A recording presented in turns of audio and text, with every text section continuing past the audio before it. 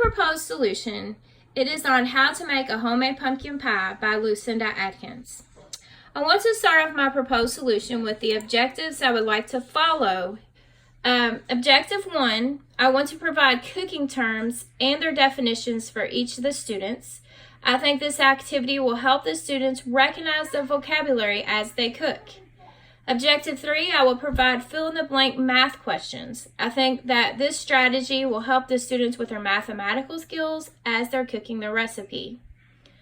Objective 3, I want to supply a camera for each of the students so they can take pictures of their homemade pumpkin pie as they go and see the progress they make. And I think this will also help with their confidence and want them to push forward.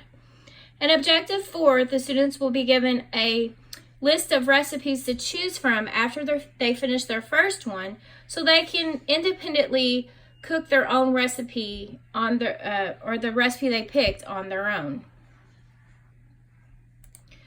Here is a few examples of what I want to offer in my proposed solution.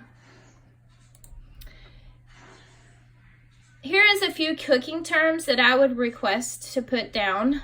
Bake, to cook inside an oven. Barbecue, to cook or grill on a rack. Beat, to mix the ingredients together. Boil, to cook in liquid until it's very hot. Teaspoon, I put TSP because you're going to see the abbreviation for TSP a lot when you're cooking, and you want the students to know that it means teaspoon. And the same as TBSP, which is tablespoon. Marinate, to flavor your food with different seasoning, and stir is to mix the ingredients until they are well blended together. Here's an example of if I was to ask for 1 cup of liquid for the homemade pumpkin pie. All right, I would have the students get the measuring cup and pour the liquid into the cup.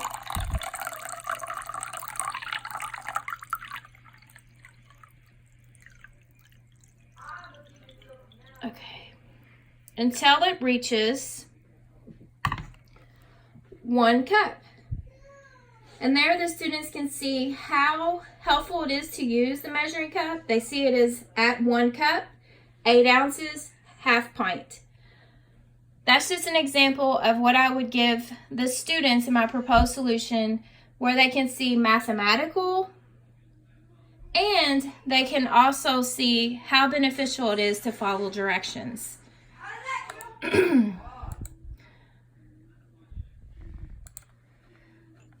Here is a few mathematical terms. These are mathematical terms that you will see in cooking as well. How many milliliters makes 1 tablespoon? 15 mLs. How many milliliters makes 1 teaspoon? 5 mLs. And how many teaspoons does 1 ounce make? 6. My goal statement overall for this project is for the students to learn to use different measuring tools in cooking. This is something that they will use now in the future as adults, and I want each student to gain their independence and confidence on their journey as they cook.